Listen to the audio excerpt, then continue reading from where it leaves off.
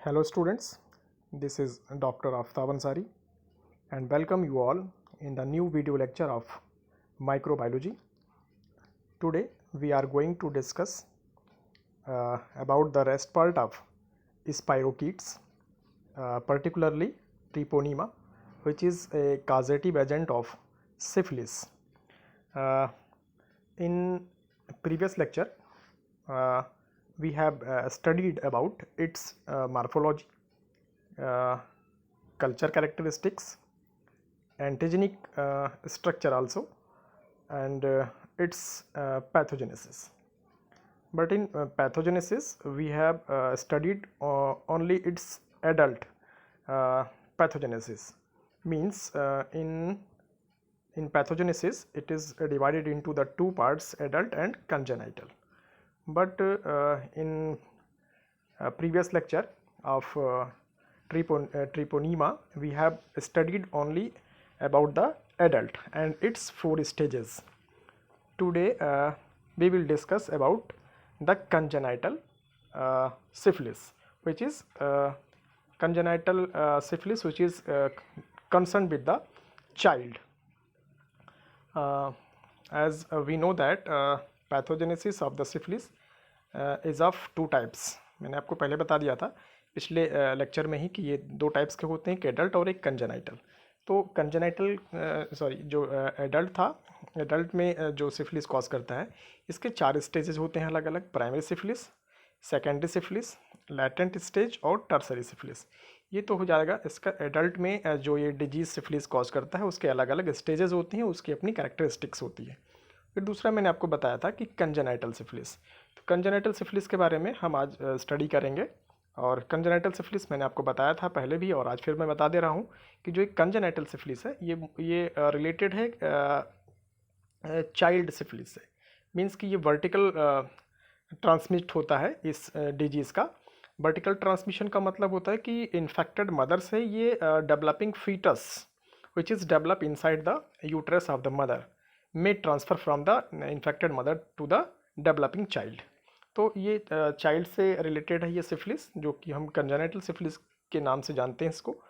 तो congenital syphilis में होता क्या चीज़ है, हम लोग थोड़ा सा पढ़ेंगे इसके बारे में. और कंजेनाइटल सिफिलिस को हम वर्टिकल इन्फेक्शन भी कह सकते हैं from the mother to the child, क्योंकि ये मदर से इन्फेक्शन कहाँ पहुँचता है, उसके बॉडी में, या कह सकते हैं इसके यूट्रस में जो डेवलपिंग चाइल्ड है उसमें वो डिजीज़ पहुंचता है, इसलिए इसको बोलते हैं वर्टिकल इन्फेक्शन. और ये जो कंजेनाइटल सिफिलिस है ये भी दो टाइप की होती है, एक तो अर्ली है और एक लेट है. अर्ली कंजेनाइटल सिफिलिस में क्या होता है कि इसमें यहाँ पे लिखा हुआ है within 2 year ago, within 2 year age. क्या होता है कि जब ये चाइल्ड जो बच्चा है, अगर ये 2 साल के अंदर ही ये कंजेनाइटल सिफिलिस कॉज करेगा तो इसको हम बोलेंगे अर्ली जो है कंजेनाइटल सिफिलिस कहलाएगा ये.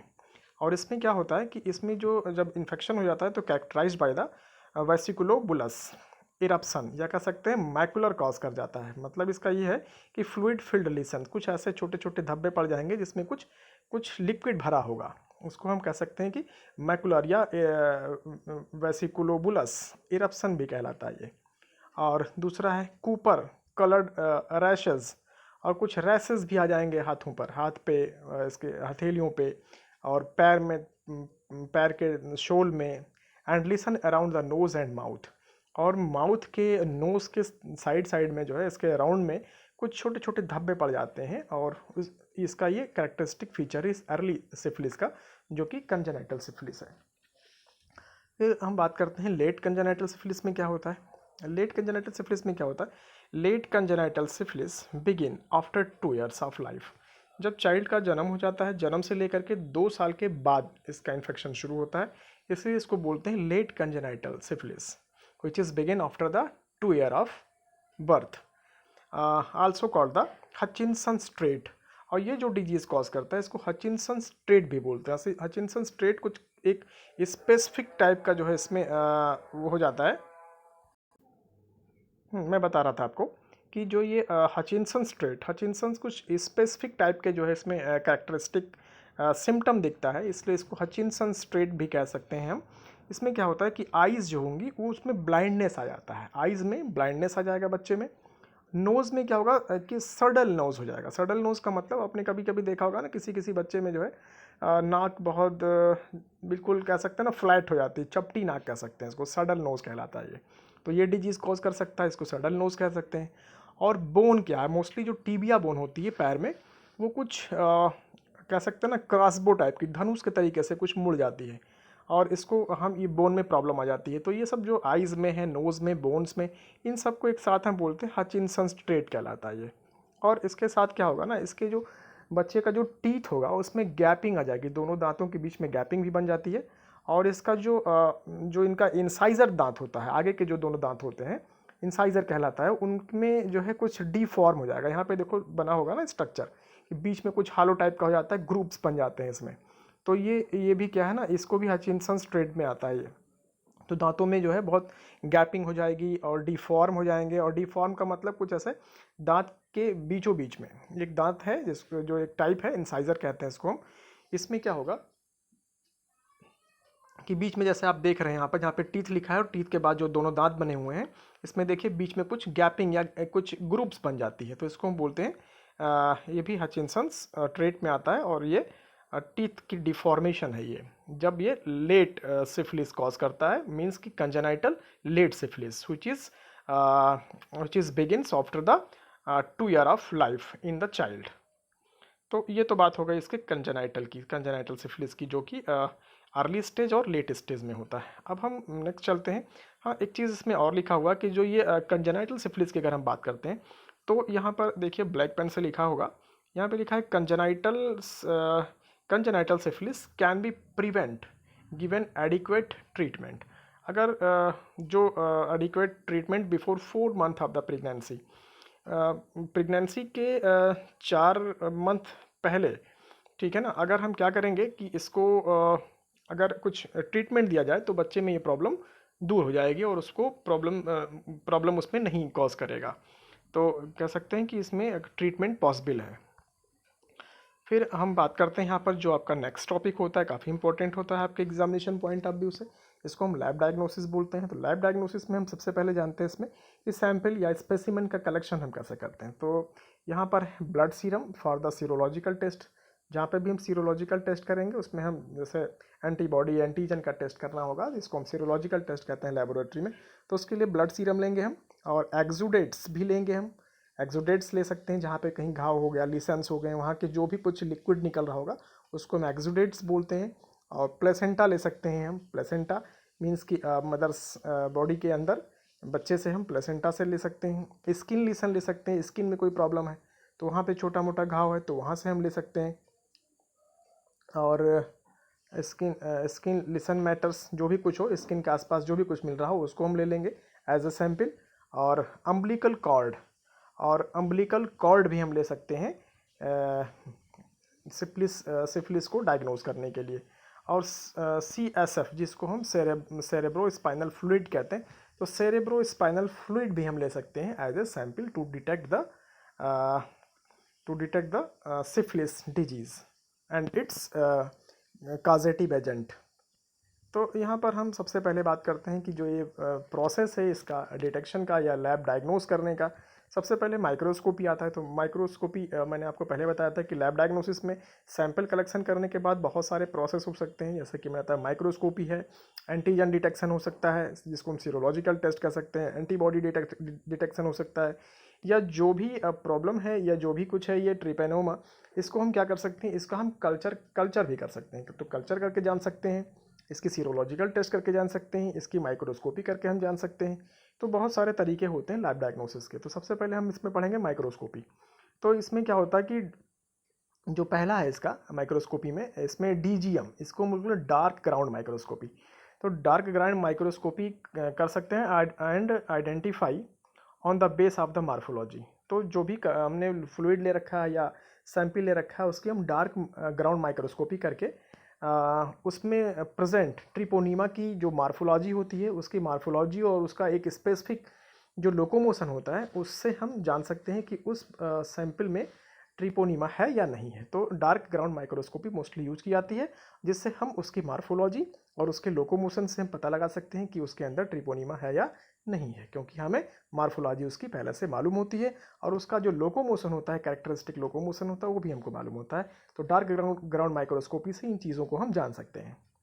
फिर नेक्स्ट हम बात करते हैं direct fluorescent antibody staining. Direct fluorescent antibody staining भी की जा सकती है, ये भी एक प्रोसेस है। इसमें क्या होगा, फॉर ट्रिपोनीमा पैलिडम, ट्रिपोनीमा पैलिडम इसका नाम है, ट्रिपोनीमा पैलिडम, पैलिडम इसकी स्पीसीज है ट्रिपोनीमा की। तो इसमें स्टेनिंग करके भी हम जान सकते हैं। इसमें होता क्या चीज़ है, इसको हम बोलते हैं DFATP, इसका मतलब है direct fluorescent antibody staining for ट्रिपोनीमा pallidum. इसमें क्या होता है, इन विच प्रिपेयर ए स्मेयर, एक ड्रॉप कह सकते हैं, एक छोटा गुच्छा कह सकते हैं कि हम स्मेयर ले लें ऑफ द एक्सुडेट। एक्सुडेट का मतलब जहाँ से कहीं से भी घाव बन गया हो या कुछ हो गया, वहाँ से जो भी लिक्विड मिलती है, this is called as the exudate and can taken as a sample, sample के रूप में ले सकते हैं ऑन द स्लाइड। और इसको हम क्या करेंगे, स्लाइड पे रख लेंगे इसको, एक छोटी मात्रा, एक कम मात्रा, and treat with the monoclonal antibody, और मोनोक्लोनल एंटीबॉडी उसमें मिक्स करेंगे। और क्या होगा, लेबल्ड विथ फ्लोरोसेंट डाई, और उस पर क्या होगा कि फ्लोरोसेंट डाई पहले से कोई लगा होगा, fluorescent dye, and and and observe, और फिर उसको एंटीबॉडी में मिक्स करने के बाद उसको क्या करेंगे, हम ऑब्जर्व करेंगे under microscope. It will show like the Apple green colour. तो क्या होगा ना कि वो कैसा दिखेगा, एप्पल ग्रीन कलर का दिखेगा। तो अगर एप्पल ग्रीन कलर का दिखता है तो इसका मतलब है कि उसमें ट्रिपोनीमा पैलिडम प्रेजेंट है। तो एक तरीका तो ये भी हो जाएगा। और फिर दूसरा है सिल्वर इम्प्रेग्नेशन स्टेनिंग, ये भी काफ़ी इंपॉर्टेंट है, इसको हम सिस के नाम से जानते हैं। इम्प्रेग्नेशन, सिल्वर इम्प्रेग्नेशन स्टेनिंग, इसमें हम क्या करते हैं, stain take the thick of treponema, sorry, make the thick of treponema. Treponema का जो स्ट्रक्चर है काफ़ी फाइन स्ट्रक्चर होता है और सिलेंडर होता है, पतला होता है, इसलिए इसको थोड़ा सा मोटा स्ट्रक्चर बनाते हैं, because it is very thin, क्योंकि काफ़ी ये पतला होता है। With silver nitrate, silver nitrate से उसको कलर किया था ताकि कुछ वो मोटा हो जाए। ऑफ द सैंपल, जो भी सैंपल हमने ले रखा है उसमें हम सिल्वर नाइट्रेट मिक्स करते हैं ताकि कुछ उसका स्ट्रक्चर मोटा या कुछ क्लियर दिखने लगे। आप सैंपल स्मेयर, जो भी सैंपल हमने ले रखा है उसका स्मेयर, छोटे से भाग को या उस सैंपल का छोटा सा जो एक क्वांटिटी होगी उसको हम स्मेयर मान लेते हैं। And silver nitrate reduce into metallic silver. और क्या हो जाता है कि जब उसको हम सिल्वर नाइट्रेट को उसमें हम सैंपल में मिक्स करते हैं तो क्या हो जाता है कि वो सिल्वर नाइट्रेट क्या कर जाएगा, सिल्वर नाइट्रेट रिड्यूस कर जाता है किसमें, मेटालिक सिल्वर में, एंड डिपॉजिटेड, मेटालिक सिल्वर में वो कन्वर्ट कर जाता है या रिड्यूस हो जाता है, sorry, and deposit around the bacteria. और इस बैक्टीरिया के चारों तरफ क्या हो जाएगा, वो सिल्वर जो है आपका मेटालिक सिल्वर जो है वो चारों तरफ उसके घिर जाता है। एंड शो थिक मार्फोलॉजिकली, और वो मार्फोलॉजिकली एक बड़ा स्ट्रक्चर और मोटा स्ट्रक्चर दिखने लग जाता है, जिससे हम उसको आइडेंटिफाई अच्छे से कर सकते हैं। तो ये दूसरा तरीका आपका हो जाता है। और फिर हम दूसरी बात करते हैं, ये तो माइक्रोस्कोपी हो गई, 1, 2 और 3 तरीके से इसकी माइक्रोस्कोपी करके हम इसका डिटेक्शन कर सकते हैं। फिर दूसरा आपका आता है कल्चर। तो यहाँ पर हमने बताया था कि जो बैक्टीरिया है ट्रिपोनीमा pallidum, artificial culture not possible, तो इसको हम कल्चर नहीं कर सकते हैं आर्टिफिशियली, मतलब लैब में इसका हम कल्चर नहीं कर सकते हैं। फिर दूसरी बात आप यहाँ पे आती है सीरोलॉजिकल टेस्ट की। सीरोलॉजिकल टेस्ट का मतलब होता है कि कैसे इसको हम सैंपल को लैब में इसके एंटीजन एंटीबॉडी का हम टेस्ट करेंगे कि है कि नहीं है। तो सीरोलॉजिकल टेस्ट में हम सबसे पहले जानते हैं कि इट इज़ ऑफ 2 टाइप्स। इसमें सीरोलॉजिकल टेस्ट इसका 2 तरीके का हो सकता है। एक होगा नॉन ट्रिपोनीमल टेस्ट और नॉन स्पेसिफिक टेस्ट, और स्टैंडर्ड टेस्ट इसको हम बोल सकते हैं। तो इसमें क्या होगा कि इसमें डिटेक्शन रेजिन एंटीबॉडी हम इसमें डिटेक्ट करते हैं, रेजिन एंटीबॉडी डिटेक्ट करते हैं इसमें, और उस रेजिन एंटीबॉडी के डिटेक्ट करने के लिए हम कार्डियोलिपिन एंटीजन यूज करते हैं, कार्डियोलिपिन एंटीजन यूज करते हैं रेजिन एंटीबॉडी को डिटेक्ट करने के लिए। फ्रॉम बीफ हर्ट बताया गया, जो कार्डियोलिपिन आता है ये कार्डियोलिपिन एंटीजन जो बनाया जाता है ये बीफ के हर्ट से बनाया जाता है, इसीलिए इसका नाम कार्डियो पड़ा है, कार्डियोलिपिन एंटीजन है ये। और इसको हम यूज़ करते हैं क्या डिटेक्ट करने के लिए, रीजन एंटीबॉडी, रेजिन एंटीबॉडी। और रेजिन एंटीबॉडी को यूज़ करने के लिए कार्डियोलिपिन एंटीजन हम यूज़ कर लेते हैं, और इसको हम यूज़ करने के लिए बहुत सारे हमारे पास तरीके हैं इसको पता करने के लिए कि हाँ ये रेजिन एंटीबॉडी है कि नहीं है। तो इसमें एक इम्पॉर्टेंट है जिसको हम BDRL टेस्ट बोलते हैं, और BDRL टेस्ट में जिसको हम बेंडल डिजीज़ रिसर्च लेबोरेटरी के नाम से जानते हैं, और एक तरीका खोजा गया था तो इसलिए डिटेक्शन करने का, तो इसको BDRL कहा जाता है। और इसमें BDRL में स्लाइड फ्लोक्यूलेशन टेस्ट हम कर सकते हैं, और एक RPR rapid plasma resin test हो सकता है जिसको हम स्लाइड फ्लोक्यूलेशन टेस्ट के द्वारा जान सकते हैं, और एक दूसरा है जिसको हम TRUST toluidine red unheated serum test. इतने तरीके से हम रेजिन एंटीबॉडी का हम पता लगा सकते हैं। अगर रेजिन एंटीबॉडी हमको मिलता है तो इसका मतलब ये है कि उस जो हमारा सैंपल है उसमें ट्रिपेनोमा पैलिडम प्रेजेंट है। और दूसरा है आपका यहाँ पर ट्रिपोनिमल टेस्ट। अभी तक हमने जो पढ़ा इसके पहले नॉन ट्रिपोनिमल टेस्ट था, ये नॉन स्पेसिफिक टेस्ट था। सिर्फ हमने क्या पता लगाया था यहाँ पर, रेजिन एंटीबॉडी का पता लगाया था और कार्डियोलिपिन एंटीजन को यूज करके। लेकिन अब क्या होगा, जो दूसरा हमारा है वो है ट्रिपोनिमल टेस्ट और स्पेसिफिक टेस्ट हम करेंगे। स्पेसिफिक टेस्ट का मतलब detection of specific antibody. Specific antibody का रेजिन एंटीबॉडी था तो वो तो खैर कोई बात नहीं है, वो है, लेकिन यहाँ पर हम वो नॉन स्पेसिफिक था, और ये क्या होगा स्पेसिफिक एंटीबॉडी का हम टेस्ट करेंगे। और इसमें क्या करते हैं कि उसमें तो हमने एंटीजन जो यूज़ किया था वो कार्डियोलिपिन यूज़ कर लिया था मैंने, लेकिन यहाँ पे क्या होगा, कार्डियोलिपिन हमें नहीं यूज़ करना है। हम क्या यूज़ करेंगे, यूज़ एंटीजन क्या होगा यहाँ पर, ट्रिपोनिमल pallidum antigen, Treponema pallidum antigen हम यूज़ करेंगे। जो एंटीजन ट्रिपोनिमा का है वही एंटीजन हम यूज करेंगे, कोई दूसरा एंटीजन हम यूज नहीं करेंगे, इसलिए इसको हम बोलते हैं स्पेसिफिक या ट्रिपोनिमल टेस्ट कहलाता है ये।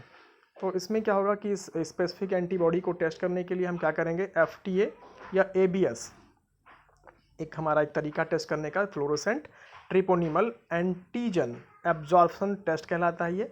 और इसमें हम IgM एंटीबॉडी टेस्ट करेंगे। क्या करेंगे, IgM एंटीबॉडी का टेस्ट करेंगे या उसको हम डिटेक्ट करेंगे। तो उसके लिए FTA ABS हम यूज करते हैं, तरीका है। और एक दूसरा तरीका है TPHA जिसको Treponema pallidum haem agglutination test कहलाता है। तो इससे भी हम जान सकते हैं, उस स्पेसिफिक एंटीबॉडी का पता लगा सकते हैं। और जो दूसरा तरीका है TPI, इसको बोलते हैं ट्रिपोनिमा पैलिडम इमोबिलाइजेशन टेस्ट कहलाता है ये। तो इतने टेस्ट हैं जिनसे हम इसका स्पेसिफिक एंटीबॉडी का हम पता लगा सकते हैं। और इसमें हमने क्या यूज़ किया था, ट्रिपोनिमल पैलिडम एंटीजन यूज किया था। तो ये हमारे पास इतने तरीके हैं जिनसे हम इसमें सीरोलॉजिकल टेस्ट हम जान सकते हैं। इसमें एक हम यहाँ पर VDRL टेस्ट मैंने बताया था नॉन स्पेसिफिक के लिए, स्लाइड फ्लोक्यूलेशन टेस्ट, थोड़ा सा हम आपको यहाँ पे परफॉर्म करके बता दे रहे हैं। इसमें नॉन स्पेसिफिक में BDRL टेस्ट हम करते हैं, तो इसमें स्लाइड फ्लोक्यूलेशन टेस्ट कहलाता है ये। तो सैंपल सीरम, जो सैंपल सीरम है, ब्लड सीरम है, इसको हम क्या करते हैं, इनएक्टिवेट, पहले उसको हम इनएक्टिवेट कर देते हैं बाई हीटिंग एट 56 सेंटीग्रेड। लगभग 4 मिनट तक इसको हम 56 सेंटीग्रेड पर इसको क्या करते हैं, हीट करते हैं सैंपल को। The inactivated serum take about 50 micron litre हम उस इनएक्टिवेटेड सीरम को ले लेते हैं एंड ऐड 1, और इसमें हम कुछ 1 ड्रॉप ऑफ कार्डियोलिपिन, मैंने पहले बताया था आपको कार्डियोलिपिन के बारे में कि BDRL टेस्ट में कार्डियोलिपिन लेंगे, ये नॉन स्पेसिफिक टेस्ट होता है ये। तो इसमें हम कार्डियोलिपिन ऐड करेंगे, मिक्स इन रोटेटर, मिक्स करके रोटेटर में डाल देंगे और बाई 150 और उसको घुमा देंगे रोटेटर को। और कितने स्पीड में घुमाएंगे उसको, 180 राउंड पर मिनट, 180 राउंड पर minute for about 4 minute, 4 minute तक उसको घुमाएंगे and examine under the microscope. और फिर उस ब्लड सीरम को हम क्या करेंगे, माइक्रोस्कोप में देखेंगे। माइक्रोस्कोप में क्या होगा कि अगर उसमें कोई चीज़ कोई फ्लोक्यूलेशन और कोई एक्टिविटी अगर नहीं है तो नॉन रिएक्टिव है, मतलब कि उसके अंदर जो है ट्रिपोनिमा का रेजिन एंटीबॉडी नहीं प्रेजेंट है, तो ये नॉन रिएक्टिव लिखा है, नॉन रिएक्टिव है इसका मतलब नहीं है। और दूसरा है वीक रिएक्टिव। क्या होता है, छोटे छोटे अगर आपको कहीं पैचेस नजर आने लगते हैं, कुछ इकट्ठा हो गया, देखो यहाँ पे दिखाई पड़ रहा है आपको दूसरे में, यहाँ पे लिखा है weak reactive antibody present in mild होता है। जब बहुत ज़्यादा इन्फेक्शन, कम इन्फेक्शन होगा तो इस तरह आपको दिखेगा। और जो तीसरा हो जाएगा स्ट्रांगली रिएक्टिव, जब बहुत ज़्यादा आपको छोटे छोटे धब्बे दिखने लगे, मतलब इसमें रिएक्शन हो रहा है, तो इसको बोलेंगे हम स्ट्रांगली रिएक्टिव। इसका मतलब है एंटीबॉडी प्रेजेंट है, रेजिन एंटीबॉडी यहाँ पर प्रेजेंट है। तो ये वीडियोरल टेस्ट हमारा कन्फर्म कर रहा है कि यहाँ पर ट्रिपेनोमा पैलिडम प्रेजेंट है। और ये टेस्ट जो आपका BDRL टेस्ट है काफ़ी अच्छा माना जाता है, और इसकी जो सेंसिटिविटी है लगभग इसकी 78% तक है। मतलब बहुत ज़्यादा अच्छा तो नहीं मानते, मगर 78% तक सेंसिटिविटी है, तो शुरुआती दौर में इसका हम काम कर सकते हैं, इससे हम टेस्ट कर सकते हैं। दूसरा क्या है, CSF। इसमें एबनॉर्मल फाइंडिंग्स आती हैं। क्या होता है इसमें कि द रेज्ड प्रेशर ऑफ क्या है कि सेरेब्रो स्पाइनल फ्लूइड का अगर जो प्रेशर है अगर वो बढ़ जाता है, बढ़ रहा है और टर्बिड हो रहा है, कुछ गंदा दिख रहा है वो जो हमने लिया हुआ है CSF, जिसको हम बोलते हैं सेरेब्रो स्पाइनल फ्लूइड जो हमने ले रखा है, वो टर्बिड है और उसकी प्रेशर ज़्यादा है, और डिक्रीज ग्लूकोज, इंक्रीज प्रोटीन, और उस सैंपल में क्या है कि ग्लूकोज की मात्रा डिक्रीज कर रही है, और इंक्रीज प्रोटीन अगर बढ़ा हुआ है, और नॉन लिम्फोसाइट, और उसमें लिम्फोसाइट की मात्रा नहीं भी है या कुछ कम हो गया है सेरेब्रो स्पाइनल फ्लूइड में, दैट इज़ द 0 से 5 माइक्रोन लीटर, इतना है तो इज़ नॉर्मल। इतना तो खैर नॉर्मल होता है, लेकिन अगर इससे कम हो जाता है तो ये इसका मतलब ये if raised it is positive result. अगर ये क्या हो जाएगा 0 से 5 से क्या हो जाएगा कि इसमें बताया कि नॉन लिम्फोसाइटिन जो CSF है इसमें लिम्फोसाइट नहीं होता है। अगर नॉर्मल की बात करें तो ना के बराबर 0 से 5 माइक्रोन लीटर होता है, लेकिन अगर इन्फेक्शन बढ़ जाएगा तो जो हमने CSF सेरेब्रो स्पाइनल फ्लूइड ले रखा है उसमें अगर इसकी मात्रा अगर बढ़ जाती है मोनोसाइट की, सॉरी लिम्फोसाइट की, तो इसका मतलब है कि उस CSF में, जिसको हम सेरेब्रो स्पाइनल फ्लूइड बोलते हैं, तो सेरेब्रो स्पाइनल फ्लूइड में अगर ये लिम्फोसाइट बढ़ा हुआ है तो इसका मतलब है कि उसमें वो पॉजिटिव है, उसमें ट्रिपेनोमा पैलिडम प्रेजेंट है। तो ये सब तरीके हो सकते हैं इसके डायग्नोसिस करने के लिए। और फिर हम यहाँ पे बात करते हैं तो ऐसा ट्रांसमिशन के बारे में जान लेते हैं, ट्रांसमिशन कैसे इसका होता है। तो इसका जो ट्रांसमिशन है उसमें एक्वायर्ड सिफिलिस बाया बॉडी फ्लूइड आफ्टर बर्थ, क्या होगा कि इसमें एक जो पहला है एक्वायर्ड सिफिलिस बाया बॉडी फ्लूइड, और जो दूसरा हो जाएगा कंजेनाइटल सिफिलिस बाय बर्थ। दो तरीके से इसमें इन्फेक्शन ट्रांसमिट होता है। तो इसमें जैसे पहला हम बात करते हैं कि ये acquired syphilis via body fluid after birth, ये जन्म के बाद इसमें इन्फेक्शन ट्रांसमिट होता है, इसलिए इसको बोलते हैं acquired syphilis via body fluid. क्या होगा यहाँ पे, इसे कट्स इन स्किन और द म्यूकस मेम्ब्रेन में या स्किन में कट हो जाए तो उस कट के थ्रू क्या होगा ना कि एक से दूसरे में वो ट्रांसफर हो जाए। सेक्सुअल कांटेक्ट से भी ये ट्रांसमिट होता है, मैंने बताया था कि वेनरल डिजीज़ है ही है ये। और कंटामिनेटेड निडिल, अगर निडिल में कंटामिनेशन है तो उससे भी ट्रांसफ़र हो सकता है disease. Direct contact with the infected skin, और कोई इन्फेक्टेड स्किन डायरेक्ट कांटेक्ट में आ जाए तो उससे भी ट्रांसमिट हो सकता है। दूसरा है कंजेनाइटल सिफिलिस, बर्थ के टाइम होता है, तो मैंने आपको पहले बता दिया था कि ये मदर से चाइल्ड में पहुंचता है, तो ये यूट्रस में भी पहुंच सकता है, और इन वैजिनल ड्यूरिंग द बर्थ के समय वैजिनल से ये कहाँ पहुंच सकता है, उसके बर्थ चाइल्ड को भी पहुंच सकता है, और यूट्रस में भी मदर से ये यूट्रस में पहुंच सकता है, सॉरी उसके फीटस में पहुंच सकता है। तो ये हो जाएगा कंजेनाइटल सिफिलिस, जो कि बर्थ के समय, या कह सकते हैं कि बच्चे में जन्म से पहले या बर्थ के टाइम जब इन्फेक्शन होगा तो उसको कंजेनाइटल सिफिलिस बोलेंगे, और बर्थ के बाद जो होता है इन्फेक्शन उसको हम बोलते हैं acquired syphilis by the body fluid. तो ये ट्रांसमिशन दो तरीके से हो सकते हैं इसके। फिर यहाँ पर हम बात करते हैं ट्रीटमेंट और प्रोफाइलैक्सिस की, तो क्या हम रोकथाम करते हैं और उसकी ड्रग्स कौन सी है। तो no effective vaccine are available, कोई इफेक्टिव वैक्सीन इसके लिए अवेलेबल नहीं है। और एजुकेशन, सेफ सेक्सुअल कॉन्टैक्ट में रिड्यूस द रिस्क, ये इतनी चीज़ें हैं जिससे कि रिस्क को घटाया जा सकता है।